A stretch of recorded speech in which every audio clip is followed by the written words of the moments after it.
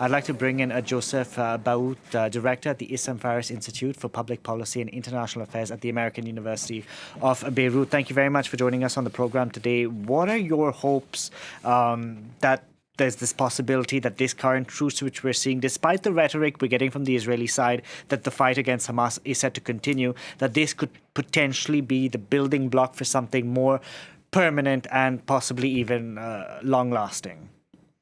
Good evening, and thanks for having me. Look, without being overly pessimistic, but I would be a bit skeptical and doubtful about the fact that this truce could be transformed into a longer-term ceasefire for many reasons. First of all, besides the rhetoric, but also because if it stops there, seen from an Israeli point of view, this would be more or less a net defeat, I would say. And for Hamas, it would be a more or less clear victory. So this, from an Israeli point of view, will not be accepted, unfortunately, because the people will continue to suffer. And I'm not sure that the next step of the war will be successful. Now, the second reason for that to be transformed into a longer-term ceasefire is to have really a relay taken by a very strong diplomatic action, at least by the US, some Arab actors, and other external partners. And so far, we're not seeing that. Additionally, I would say that the Israeli political landscape, the coalition that is governing Israel, is very divided about this question. And I think that for Netanyahu, it would be very politically risky for himself inside Israel to stop at this point. So for all these reasons, let's welcome now this 5-day truce, but let's not over-expect for the next step. Should the strategy shift? Because I spoke to someone earlier who said Benjamin Netanyahu has bitten off more than he can chew by saying he wants to get rid of Hamas. Instead, what he should be saying is we want to bring home the hostages. This is a de-escalation in the discourse, in the Israeli discourse that we have seen over the last month. It has started with the eradication of Hamas, transforming the political landscape in Gaza, and then it became, degrading the infrastructure of Hamas and bringing the hostages home.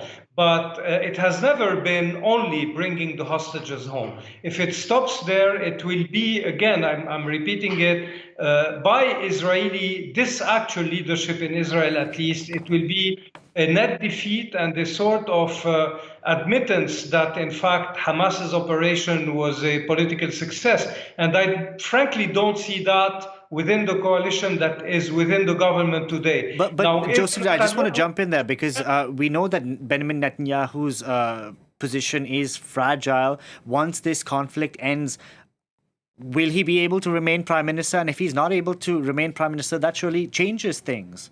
This is exactly why he has a vested interest in keeping this conflict ongoing, even though at a mid or lower level scale of intensity. And this is why, if you notice, there is this rift between him and the Biden administration that is already pressing him to look forward for a political process after this operation, something that he is unable to do because, first of all, it will mean his political end, but also it will put the ball in Israelis' camp to define what is the next step and what is the political process. So for all these reasons, I'm afraid that his best case option would be to continue violence, at least at a level that is acceptable and manageable, except, of course, if there is a change within the coalition, if, for example, General Gantz leave the coalition, or if there's a very forceful U.S. pressure on Israel, which we don't see enough yet. And Joseph, very quickly, because we're also going to see international pressure continue to pile up. We just had Spain's Prime Minister, Belgium's Prime Minister, who were at the Rafah border crossing, basically saying way too many people have died and violence is going to breed more violence. At one point, Israel is going to have to listen to the international community. This is the rationality. This is the rational voices. These are the voices of analysis, of cold analysis. But again, and I hope, I very sincerely hope they will be heeded and heard. And I'm really very hopeful that there will be a political process after. But again, I think the political constraints of at least the Israeli side, if we're not factoring in the other side that could have also other calculus that may be similar at some point.